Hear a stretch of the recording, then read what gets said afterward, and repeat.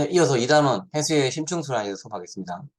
2단원에서는 선생님이 영화를 하나 소개할 건데 교과서에 나오죠. 교과서에 이 삽화되어 있는 그림의 친구가 영화일 뿐이야 라고 하잖아요. 이 영화가 뭘까요? 영화는 투모로우. 투모로우라는 영화입니다. 이 영화는 중학교 때 시험 치고 나면 선생님이 한 번씩 보여주는 영화일 수 있겠죠. 아마 봤을 수도 있어요. 이 영화가 뭐에 대한 내용이냐? 결국 해류가 변화에 의해서 지구의 기후가 변한다는 얘기인데 이 영화가 바로 오늘의 주제인 심층수란입니다. 그러면 우리 뭐 잠깐 보고 가야겠죠. 그래도 그냥 갈 수 없으니까 잠깐 이 영화를 시청을 하고 갑시다. 자, 그럼 볼까요? 음, 이거 같은데. 자, 어느 날 갑자기 빙하기가 닥친 지구. 과연 지구에 무슨 일이 벌어진 걸까요? 남극의 한 기지. 기후학자인 습과 동료들은 여느 때와 다름없이 빙하 샘플을 파내고 있습니다. 그런데 갑자기 그들 주위로 빙하가 갈라지기 시작하고 잭과 동료들은 그렇게 갈라진 빙하를 발견하게 되죠. 떼진 빙하와 함께 밑으로 퍼져버린 지대 빙하가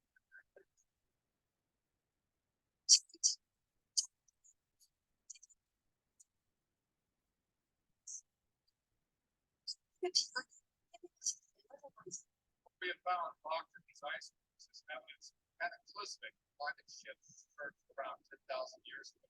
얼마 후 잭은 뉴델리에서 열린 회의에서 빙하기가 도래할 것을 우려하는 이야기를 하게 되는데 not act soon as our children and our grandchildren will have to pay the price. At the rate we're burning fossil fuels in the environment, ice caps will soon disappear. Our economy is every bit as fragile as the environment. 대통령은 환경에 대한 걱정보다 들어갈 비용에 대한 걱정을 하며 그의 말을 무시해버립니다. 그로 인해 회의는 소득 없이 끝나지만 해양학자인 테리 교수가 그의 연설에 관심을 보이죠. 그 와중 제게 우려대로 해양 수온이 급격하게 변하기 시작합니다.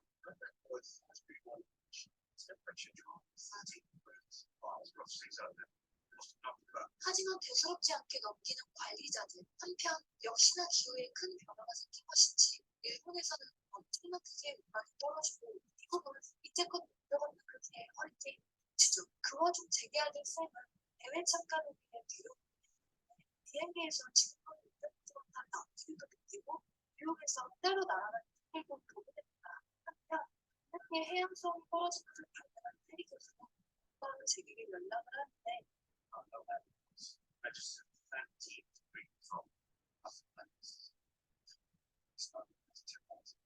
그의 이야기를 제가 빠르게 기상센터로 출발하죠. 그걸 초대형 허리케인으로 인해 LA는 안휴양이 되어버립니다.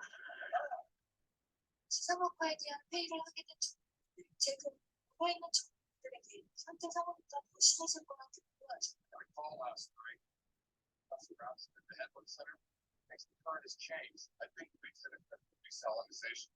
제게 이야기를 들은 몇몇 전문가들이 그의 연구를 도와 함께 얼마 안가 연구 결과가 나오게 됐는데 빙하기 도래까지 6주 남았다는 충격적인 결과가 나오게 되죠. 곧바로 부통령을 찾아간 채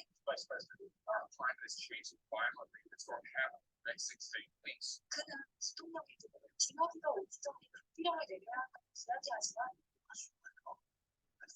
부통령은 역시나 그의 이야기를 채도 하지 않습니다.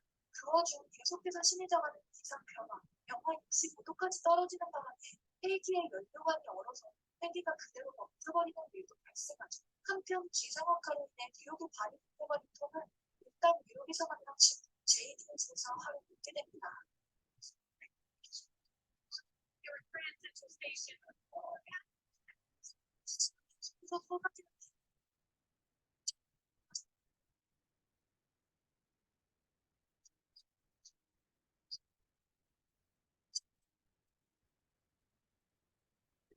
허리까지 차버린 빗물 결국 서에 있던 도로관으로 피하기로 하는데 필히 명령한 적이 갇히게 되고 부어중에도 엄청나게 불어난 바람이 파도를 치면서 뉴욕을 넘치기 시작합니다. 그 모습을 목격한 사람들은 일제히 궁궐을 뛰어들어 가지만 외지인을 붙들어 바다물이 뉴욕을 넘치고 보지 못한 로라. 샘은 그런 로라를 구하러 뛰어가죠.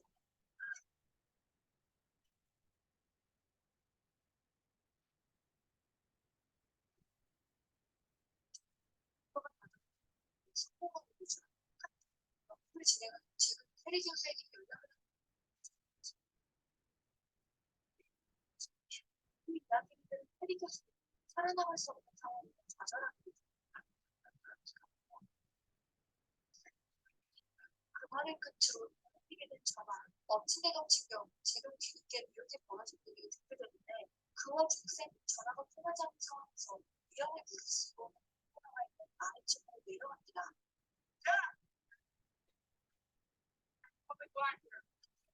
폰 덕분에 연락이 닿게 됩니다. 샘은 제게게 자신의 위치를 확실히 전달하죠. The air is going to be so cold you could freeze to death in seconds. Not go outside. I will come for you. Do you understand me? I will come for you. 그런 샘을 데리러 가려 하는 제 그의 눈물이 그를 말리지만 I have to. 결국 그는 아내를 구하러 갈 준비를 다 마치게 되죠. 하지만 출발전 갑작스레 대관관에서 연락을 받게 되는데 Superstorm will last 72 days. It's over. Ice and snow will cover the entire The Earth's atmosphere will be stabilized from an average temperature close to that of the last ice age. 이제서야 심각성을 느끼게 된 그들은 그의 말에 귀 기울여 듣기 시작하지만 Everyone felt that phrase too. 모두를 구하기엔 이미 너무 늦어버린 상태.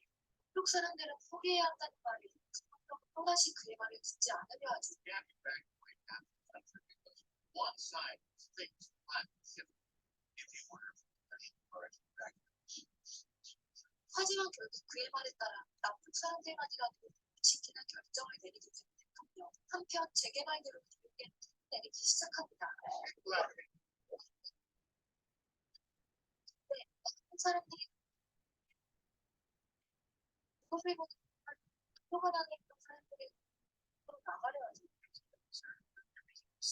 형은 그런 그들을 말리지만 Stay inside, warm, wait it out. We've enough time talking about this. Come on, people, let's go. 결국 그의 말을 듣지 않고 대부분은 도서관을 떠나버리죠. 그의 미래가 몇몇 소수 인력만 도서관에 남게 되고 그들은 경찰로가 있는 가장 안쪽방에서 머물기로 하죠. 생분을 위해 도서관의 차를 이용해 난로에 불을 피우고 자판기에서 음식을 꺼내는 그들. 한편 자신의 아들을 구하러 갈 준비를 마친 잭을 따라 두 친구가 함께 길을 나서줍니다. Where are these people? It's like we're just not talking. 동료의 도움 덕분에 위치를 확인하며 바람이 집들을 천천히 나아가는 책. 하지만 얼마 안가 차는 오래 거기에 붙이게 되고 결국 맨몸으로 걸어가게 됩니다. 그렇게 열심히 걸어나가는 세 사람. 근데 순간 무대를 보지 못한 손바닥으로 한 모모가 떨어지게 됩니다.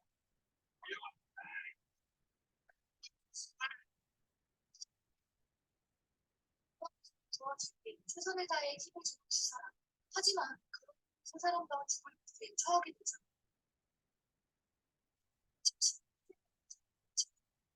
한번 진짜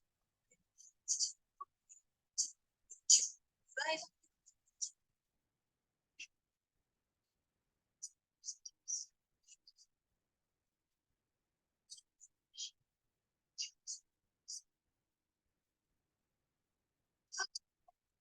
일어나지 못하면은 짝 페니실린을 투여하지 않고 죽을 수도 있는 이야기하죠.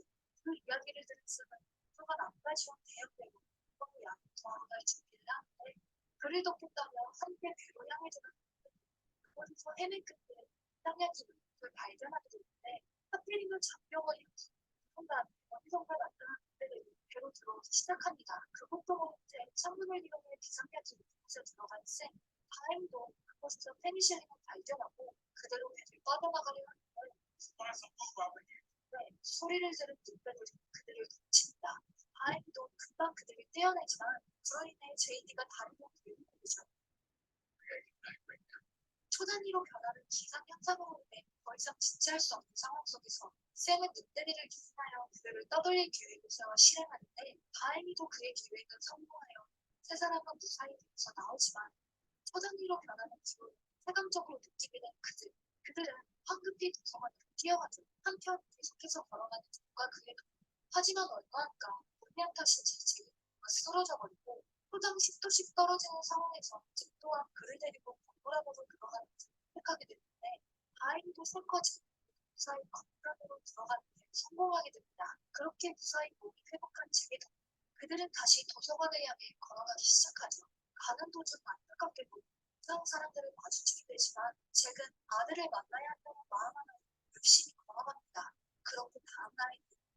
다행히도 폭풍에 너무 닥치게 된 뒤로 두 사람은 나아진 환경에서 빠르게 샘이 있는 도서관으로 향하게 되죠. 그렇게 도서관에 있는 위치에 도착한 두 사람들은 창문을 통해 도서관 안으로 진입하는데 잭은 한 방에서 불이 새어나오는 것을 발견하게 됩니다. 그곳에서 살아있는 아이들과 자신의 아들을 찾게 된 잭. 그렇게 믿음 하나로 두 사람은 극적으로 조우하게 되고 곧바로 구조 협정을 합격해 얼마 안가 그 후로 헬기가 도착하죠. 드디어 헬기로 구조된 샘 살아남은 생존자들이 나타나며 영화는 막을 내리게 됩니다. 지구의 빙하기가 도래하는 그것은 해프닝을 다룬 재난 영화 홈으로 어린 시절 몇 번 봤던 영화였는데 이번 기회에 다시 보니 그 깊이가 남다른 영화라는 걸 느끼게 됐어요. 어찌 보면 뻔한 주제일 수 자, 맞죠. 여러분들, 이 영화의 제목은 투몰로우고, 공상과학이 아닙니다. 충분히 가능성 있는 내용이고, 아까 그 영화에 보면, 해류의 변화라가 분명히 그 주인공이 얘기했죠. 바로 해류의 변화를 통해서 기후가 일어날 수 있다. 는 거를 심층선으로 볼 수 있다. 이런 얘기입니다. 자, 심층선안에서 결국은 일어나려면, 결국 해류의 밀도가 중요한데, 왜? 밀도 차이가 생겨야지만 심층선안이 가능합니다. 아까 1단원 배웠던 표층선안과 뭐가 다르냐? 표층선안은 물이 표층에서 동서남북으로 움직이는 거고, 심층선안은 물이 연직으로. 아까 표층에서 바로 깊은 바다로 서로 위아래로 움직인다는 걸 말하는 거예요. 물이 위아래로 움직이려면 뭐가 있어야 한다? 밀도가 있어야겠죠. 밀도 차이가 있어야 한다. 그러면 여기서 밀도가 뭔지 한번 봅시다. 밀도. 왜 계속 밀도 얘기하는데, 밀도. 밀도라고 하면, 또는 표현의 질량이죠. 질량이다. 그러면 우리가 이제 보통 수온은 결국은 부피와 관련됐잖아요. 수온과 부피가 서로 관계가 있죠. 수온이 떨어지면 된다. 이 부피는 감소하죠. 감소하겠다. 그런 거예요. 그 다음에 연분은 질량 관계에서 질량. 연분은 이제 소금이니까. 연분이 올라가면 짜지면 어떻게 한다? 질량도 올라간다. 왜? 연분과 밀도, 질량은 서로 관계가 있기 때문에. 그렇다면 수온이 떨어져 염분이 올라가면 밀도는 어떻게 될까? 밀도는 당연히 커진다는 거예요. 결국 그 말은 뭐냐? 자, 이 책에 나옵니다. 볼까요? 책에 뭐라고 되어 있냐면, 해수의 밀도는 수온이 낮아지거나 염분이 높아질수록 커진다. 결국, 해수는 수온과 염분이 해역과 수심에 따라 다르므로, 해수의 밀도도 해역과 수심에 따라 조금씩 달라진다고 나와 있어요. 그래서, 밀도가 크면 아래쪽으로, 밀도가 작으면 위쪽으로 올라간다. 이런 것들 밀도 차이가 물에 순환을 일으킨다는 얘기하고 있어요. 그리고 책에서 뭐라고 설명했냐면 실험이 하나 소개되어 있는데 미지근한 물에다가 수조에다가 차고 찬 차가운 소금물을 넣습니다. 부어요. 종이컵에다가. 부으면 어떻게 된다 보면 종이컵 아래 구멍이 나 있겠죠. 이 아래로 내려와서 이렇게 퍼져 나간다는 거죠. 차가운 수 어떻게 이동하냐? 아래로 이동하겠지. 보다 수온은 어떻게? 수온은 온도가 떨어진다. 왜 찬물 들어가서 떨어지겠죠? 자, 그래서 차가운 물에 이동하는 모습을 그려보라면, 우리 사실은 실험 안 해봤지만, 아래에서 내려와서 이렇게 퍼지면서 이런 식으로 퍼져서 위아래로 퍼져나갈 거란 말이에요. 자, 그 말은 뭐냐? 차고, 짠물은 무거우니까 아래로 내려온다. 이런 것들을, 이렇게 물이 위아래로 움직이는 것들은 뭐라 한다? 심층소환이라고 한다. 라고 보시면 되겠습니다. 자, 그러면, 수온과 염분에 관련해서는 얘기하고 있으니까 결국 뭐야? 우리 배웠던 3도는 배웠잖아요. 수온의 염분도와 TS도를 알아보면 되겠죠. TS도는 T, 템퍼러처과 S, 솔트에 대한 그래프입니다. 자, 수온과 염분의 그래프니까 결국 이 TS도에서는 본 것처럼 수온이 낮을수록 염분이 높을수록 밀도가 커진다. 그래서 이 수온과 염분에 따라서 등 밀도선을 여러 개 꺼놨어요. 물의 밀도는 얼마입니까? 자, 물 밀도는 순수한 물의 밀도는 1이에요, 1. 1g per 세제곱센티다. 소금이 들어오니까 무게가 크겠죠. 그래서 보통 보면 1.024에서부터 1.029까지 나와 있어. 그래서 물의 밀도는 이렇게 1에 가깝지만 실은 1은 아니다. 소금이 많거나 물이 차지면 밀도가 커진다고 보시면 돼요. 자, 보면 아래 지금 그래프 보면 그래프가 S자 모양의 그래프가 있죠. 이 그래프가 뭐냐면 이 그래프는 수심 150m, 5,000m까지. 자, 어, 여기 지금 나오는데, S자 모양의 곡선은 대서양의 구도 S예요. 구도 S라는 거는 대서양에 있는 구도, 그러니까 9S니까 남이 구도죠. 그럼 이제 우리가 남이 구도가 어느 정도 되냐라고 본다면, 한번 볼까요? 음, 그건 중지하고 우리 맨날 그런 사이트 가볼까? 남반구 구도면 대략 적도가 여기니까 한 이쯤? 요쯤 되는 여기 어디 해역이 되겠다고. 이쯤 해역이 되는 여기 바다의 해역에 TS를 그린 거예요. 표층부터 거의 5,000m까지 그렸다고 보시면 되겠습니다. 자, 그러면 계속 가볼까요? 자, 그래 보니까, 자, 이 해역은 이제 수심, 보면 150부터 800까지는 어떻습니까? 수온이 떨어지고 염분도 떨어지고 있죠. 그러다가 800부터 2000m까지는 될까? 수온은 거의 일정한데 염분만 증가해서 밀도가 커지고 있고 마지막으로 2000m, 5000m까지는 수온이 떨어지는 염분도 떨어지기 때문에 서로 상쇄되어서 요 밀도선, 뭐 등밀도는 거의 평행하게 돼서 밀도차가 없어집니다. 그래서 또 정리 한번 볼까요?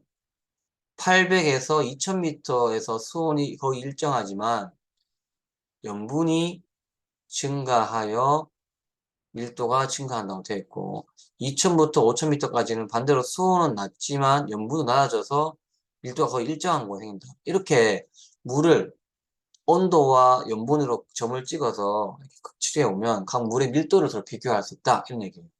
자, 그럼 이거를 이제 다른 걸로 또 비교할 수 있는 게 유명한 거거든요. 바로 대서양인데 대서양에 지브롤터 해협이라 해가지고 어디냐면 우리가 이제 어, 대서양을 지브롤터 해협은 그림을 그려보면 여기서 보이죠?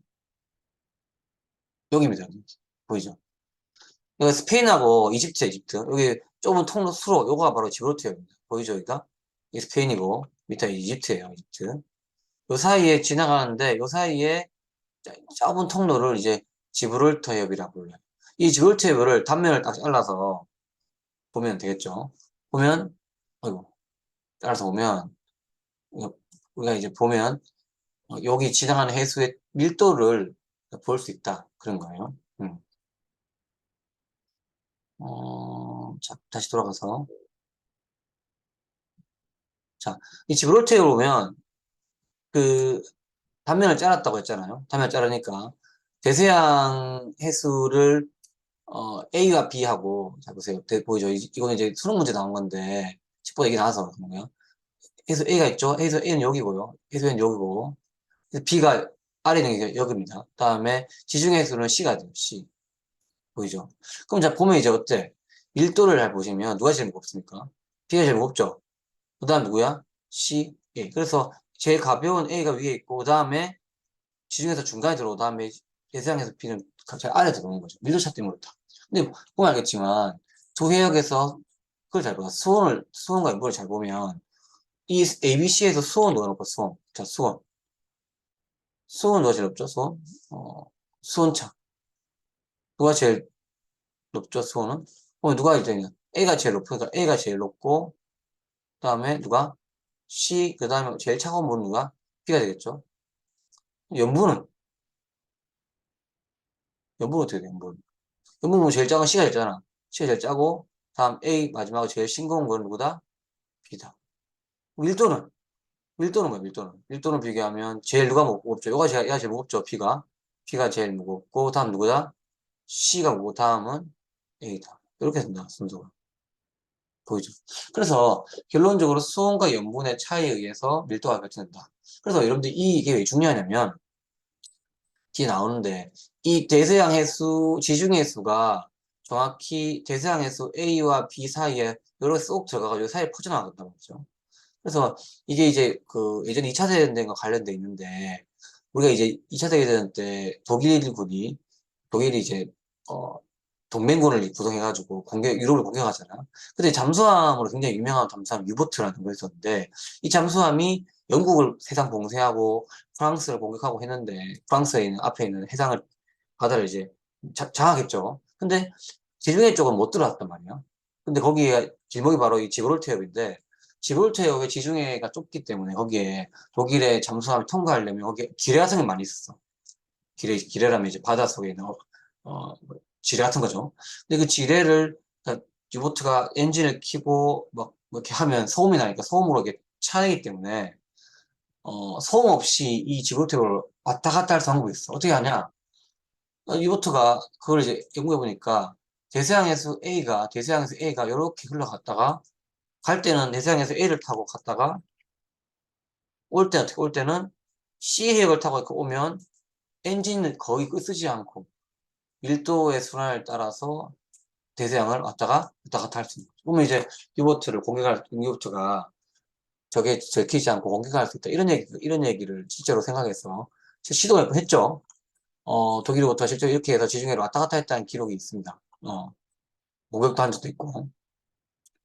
자, 그래서 이게 결국 해수의 밀도를 알면 그 밀도에 의해서 물이 어떤 층으로 나눠지는지 우리가 예측할 수 있다. 이렇게 보시면 되겠어요. 자, 지금 그 차 보면 대서양 A와 B는 책에 A가 나오는데 A와 B 나오는데 그림이 이제 그림에서 그래서 나오네요. 잠깐만요. 지울게 이제. 자, 그리고 4-5죠. 4-5에서 A와 B는 지중해와 만나는 대서양이고 200m, 600m 사이 2000m인 해수다라고 되어 있어요. 2000m에서 요거 B가 되겠죠? 근데 해수 C는 뭐라 했어? 밀도는 A보다 크고 작으므로 대서양에 들어가는 지중해에서는 그림 4-6과 같이 600m 사이에 여기에 놓인다. 이렇게 요 사이에 이렇게 들어온다는 거죠. 이렇게 들어온다는 거죠. 이렇게 들어온다는 거죠. 여기 이쪽 그림이 잘 나와있다. 그죠? 그래서 결국은 A와 대서양 해수의 A와 B 사이에 지중해가 들어온다. 그건 뭐 때문이다? 밀도가 딱 A와 B 사이이기 때문에 그렇다. 그 이유 때문에 그렇다는 거죠. 자, 그래서 영어처럼 독일 유보트고, 유보트가 실제로 지중해 해역을 들어가기 위해서 대서양 해수 A를 타고 갔다가 지중해 해수 타고 갔다 와서 왔다 갔다 하면서 거의 엔진을 쓰지 않고 밀도를 따라서 움직였다. 이렇게 알려주겠어. 그래서 밀도 선이 굉장히 중요하고 지구한테 큰 영향을 미치고 전쟁에서 영향을 미쳤다 보시면 되겠습니다. 당연히 그 문제 볼까요? 수온이 떨어진 밀도는 당연히 수온이 떨어진 밀도는 올라가게 됩니다. 해수 B와 C의 염분 수온 비교를 다 했죠? 다 했습니다. 고緯도의 표층 해수의 밀도가 증가한 요인은 무엇인가? 고緯도의 표층 해수의 밀도가 증가한 이유는 고緯도는 뭐야? 고緯도는 표층이 증가한 이유는 굉장히 간단하지. 일단 수온이 아이고, 고緯도니까 일단 기본적으로 수온이 낮게 추가오니까 또 있어. 염분이 증가한 수 있어. 왜 증가하냐, 염분이. 그건 이유는 이제 바로 나오겠지만, 바로 뭐 때문이냐, 이거는 결빙. 빙하의 결빙 때문에. 자, 여러분들, 빙하가 생길 때, 소금이 이제 바닷물이잖아. 소금은 같이 포함을 하냐, 안 하냐를 생각해 보면, 소금은 거의 포함하지 않아. 물은 얼 때는 거의 물만 얼고, 소금은 거의 빙하에 들어오지 못해. 그러면 빙하가 만들어지는 곳에, 그러니까 얼음 만들어지는 곳에 소금은 굉장히 남잖아. 짜겠죠? 어떻게 한다? 바로 염분이 올라간다는 거죠. 염분이 올라가면 밀도가 커지기 때문에 거기서 무거운 물이 생기게 돼요. 어쨌든 간에 고위도에서는 수온이 낮고 염분이 높기 때문에 밀도가 크다. 이렇게 보면 되겠습니다. 자, 그래서, 아까 얘기한 것처럼 표층에 있는 해수는 대기 대순환 바람에 의해서 수평으로 움직인다라고 했잖아요. 이게 지구에서 보면 그런데 해수 이동뿐만 아니라 밀도 차이에서 일어날 수 있다. 그래서 다시 한번 얘기하면 수온이 낮거나 민분이 증가 밀도가 커지면 해수는 어떻게 한다? 식강한다. 식강보다 아래로 가라앉는 거죠. 가라앉아서 느리게도 간다. 이런 걸 뭐라 한다? 우리가 심층순환이라고 부른다라고 보시면 돼요. 또 다른 말로는 연령순환이라고 부른다. 이렇게 보면 되겠습니다. 그래서 이쪽이 뭐죠? 이쪽이 고위도, 고위도. 좀 그림을 다시 한번 볼까요? 여기가 고위도예요, 고위도. 이건 저위도. 적도 얘기죠, 저위도. 그럼 보이죠? 여기는 이제 어떻게 생각했자? 여기는 저온, 저온의 고연분이라 했죠. 고연분제이기 때문에 어떻게 무거워가지고 어떻게 한다? 아래로 내려온다.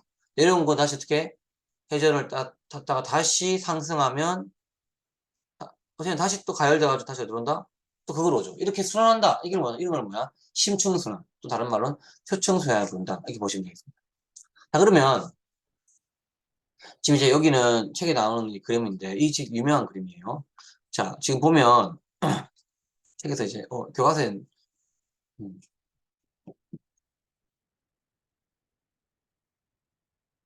교과서 나온 그림인데, 이 그림이 위도가 어딘지 한번 볼까요? 위도 선택까지, 위도가 나왔던 것 같은데,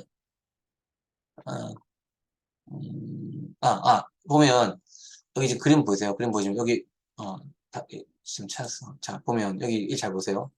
음. 여기 그린란드부터 출발해가지고, 아프리카, 지중해를 지나서 이렇게 지나가요. 그러면, 요 그림에서 보면 어떻게 돼요? 그림에서 보면, 거의, 이렇게 볼 수 있겠죠. 이렇게 거의, 지중해를 지나서, 영국이니까, 한 이 정도? 거의 이렇게. 요런 선을 지나간다 보면, 요 선을, 단면을 자른 거를, 여기 이렇게 눕혀가지고, 이렇게 놔두면, 이런 식으로 보겠다. 이렇게. 보이죠? 단면을 자르면. 자, 그럼 이제 어떤 물이 있냐? 우리가 첫 번째로 가장 찬물을 1등 바로 남극 조충수입니다. 아까 말한 남극 조충수 남극에 만들어지는 건데, 남극이 굉장히 춥잖아? 꼭 염분이 굉장히 짜다. 왜? 바닷물이 얼 때 소금은 안 얼기 때문에 고염분, 그다음에 저수온이 만들어지기 때문에 이 물이 아래로 가라앉아서 해저면을 타고 이렇게 전 세계를 돌아다닙니다. 바닷물 가져가는데 실제로 치고 나왔지만 만드는 저충수가 적도까지 가는데 한 100년 걸린다고 되어 있어. 되겠어요? 그 다음에 이건 북극에 있는 그린란드죠. 여기 그린란드죠. 북극의 그린란드에서 똑같아. 차고 고연분의 물이 대부분의 태평양과 대서양을 심층수로 이룹니다. 이게 북극 심층수입니다. 이 심층수가 어떻게 마지막에 다시 이렇게 상승하게 되면 그 상승한 물이 다시 일부는 남극 중층수로 가고 일부는 남극을 타서 순환하게 되는데 자 우리가 앞 단원에서 선생님이 하나 얘기하는 게 있어요. 뭐가 얘기하냐면 자 돌아볼까? 1단원에서 표층순환에서 선생님이 이거 얘기하네요. 딴반에 얘기한 것 같아. 남극 순환이 얘기하랬죠. 이 남극 순환이가 뭐냐면 남반구에는 뭐가 있죠? 남반구는 똑같이 뭐가 있지? 편서풍 있죠? 남반구의 편서풍을 타고 무슨 방향으로? 시계 방향으로 지구를 한 바퀴 도는 이 흐름이 바로 남극 순환인데 또 질문하더라고. 선생님, 북극 순환이 없습니까? 없어. 왜 없냐? 북극 막혀 있으니까. 북극은 대륙으로 막혀 있는데 남극은 뚫렸기 때문에 남반구에 있는 편서풍을 따라서 시계 방향으로 흐르는 이 흐름을 뭐라고 하는 이 흐름을 바로 우리가 남극 순환이라고 부른다. 다시 한번 뭐라고? 남극 순환. 이걸 또 왜 하냐? 남극 순환율을 타고 아까 말한 심층순환이 회전하기 때문에 그렇게 되는 거야. 자, 남극 순환율. 자, 기억하시고 다시 돌아볼까? 음, 자, 됐죠? 자, 그래서 심층순환이 북대서양 심층에서 만들어진 해류가 어디 올라왔다가 일부는 다시 북으로 가서 남극 중서가 되고 일부는 아까 말한 뭐였지? 아까 말했어. 남극 순환율을 타고 따라서 이동하면서 다시 전 세계로 퍼져나간다. 이게 바로 현재 우리가 보고 있는 심층순환의 어떤 메커니즘이다라고 보시면 돼요. 그래서 이제 그 물들을 제일 누가 차갑죠? 1등, 1등이 바로 이거 1등. 여기 1등이 되겠죠? 좀 치울까, 위에는? 좀 치울까? 치워서, 제일 차가운 물은 누구다? 1등은 여기 있다. 남극 저층수 1등이다. 그 다음 누구야? 그 다음은 북태서양 2등이 여기 있습니다. 2등이고요. 남극 중층수 여기 3등. 3등이고 마지막으로 중앙수 안 나오죠. 중앙수는 이제 뭐 어디가 있겠지. 이게 4등인 중앙수 4등은 어딘가 위에인가 있을 거다. 이렇게 됩니다. 이렇게 해서 밀도에 따라 구분할 수 있다. 책 본 것처럼 심층수나 남극 저층수는 얼마 걸린다고? 100년 걸린다. 까지 걸리면 전수에 걸쳐서 이담으로 이런 것들을 해수에 순환시키는 역할을 한다라고 했죠. 그러니까 남극 저층수 같은 경우에는 일단은 바로 가라앉아가지고 바닥을 깔아주면서 전수심에서 뭔가 해류가 움직일 수 있는 순환 역할을 한다라고 보시면 돼요.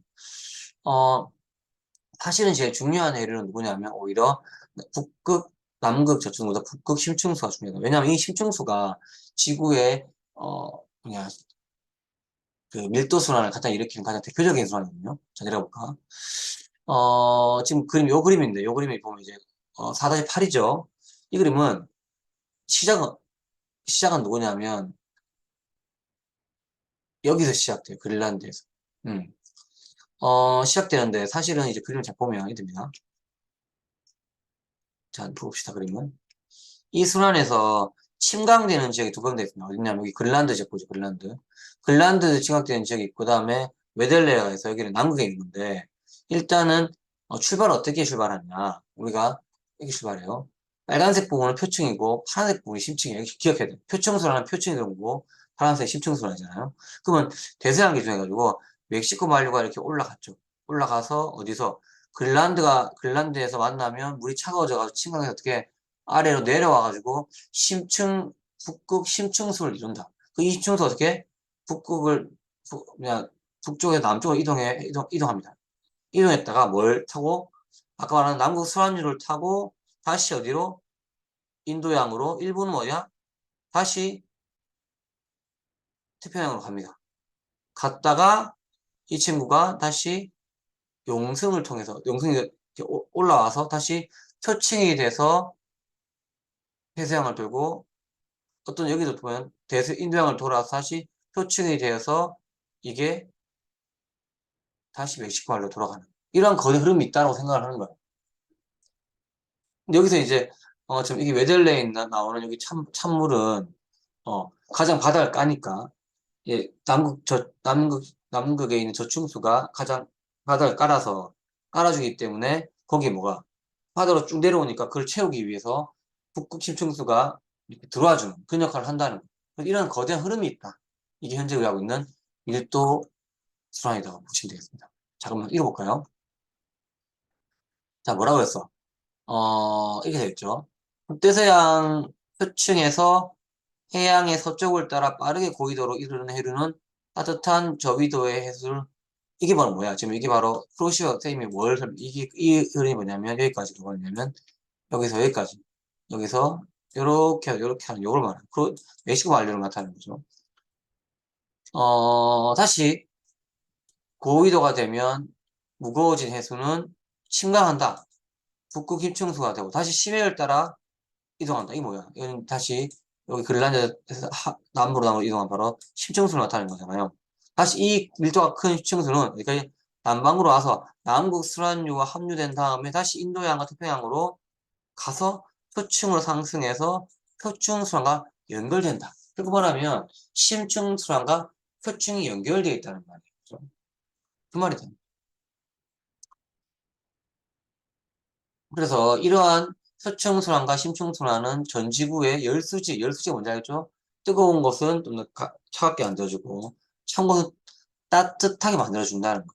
그런데 만약에 어떤 원인으로서 심층순환이 약화된다고 될까? 그럼 어떻게 보여줄까? 자, 이게 바로 오늘의 정답인데, 아까 말한 것처럼, 선생님 뭐라고 했습니까? 아까 영화에서 뭐라 했어? 영화에서 갑자기 손이 막 떨어진다고 했잖아? 왜 떨어지는가? 이거죠. 막 손이 떨어지고, 그러잖아? 그러면 결국은, 지금 보면, 자, 미국을 보면 미국 봅시다. 미국 한번 봅시다. 미국에 이제, 여기가 이제 뉴욕의 뉴욕이죠. 뉴욕에, 뉴욕. 좀 글자 있을까? 한번. 뉴욕. 여기 뉴욕이죠. 그냥 큰가?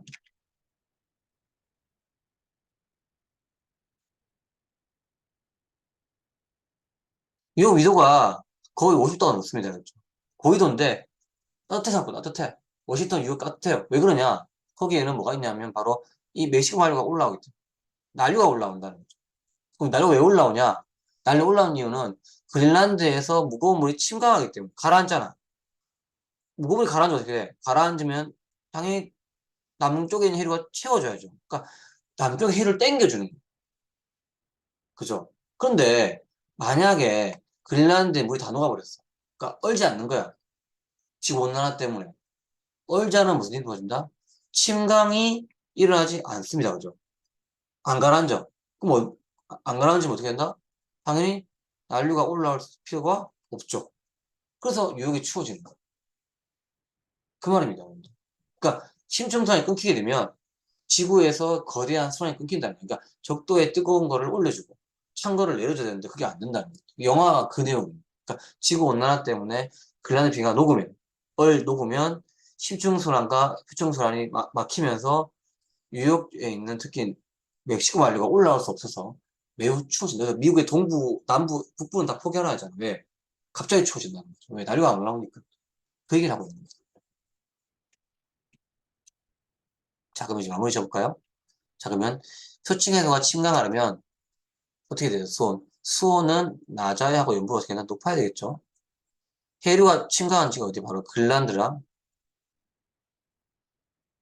일단 웨델르. 남극에 웨델르가 있다. 대표적. 북극에는 그린란드가 있고 남극은 웨델르가 있다. 자, 지구온난화로 고위도 빙하가 높고 수온 높아지면 심층순환이 어떻게 될까? 그게 바로 내가 말했던 영화의 투말로우 영화 내용이다. 고위도에 물이 녹으면 침강이 일어나지 않기 때문에 난류가 올라갈 수 없다. 그러면 특히 고위도가 매우 추워진다. 갑자기 추워진다. 지구온난화지만 추워진다는 거죠. 빙하기 온다는 게 뭐야? 북쪽은 추워지고 남쪽은 더 더워지고 남과 북의 온차가 더 커진다. 이렇게 보면 되겠습니다. 자, 이렇게 해서 2단원을 마치겠습니다. 좀 쉬었다 합시다.